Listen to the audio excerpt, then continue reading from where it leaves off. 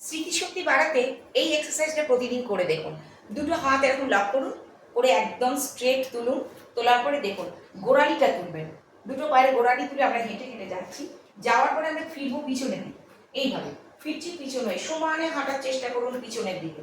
যত বেশি পিছনের দিকে হাঁটবেন, আবার ঘুরে যাচ্ছি, আবার আসছি।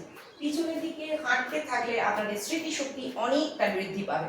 যতবার চেষ্টা করছি আমরা পিছনের দিকে হাঁটবো, যেমন সামনের দিকে যাচ্ছি তেমনি পিছনের দিকে। দেখুন আমি এখন সামনে এগিয়ে যাচ্ছি, কিন্তু গোড়ালি তোলা, পায়ের পাতা মাটিতে, গোড়ালি তোলা, তাকে হিলটাকে রেস করে রেখেছি।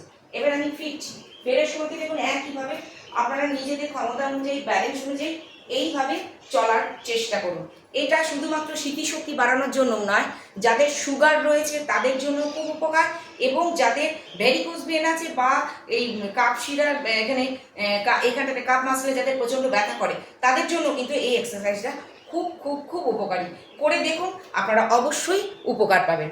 আর আমার ভিডিওটা দেখুন, যদি ভালো লাগে অবশ্যই মন্তব্য করবেন, আর লাইক করবেন এবং শেয়ার করবেন। নমস্কার।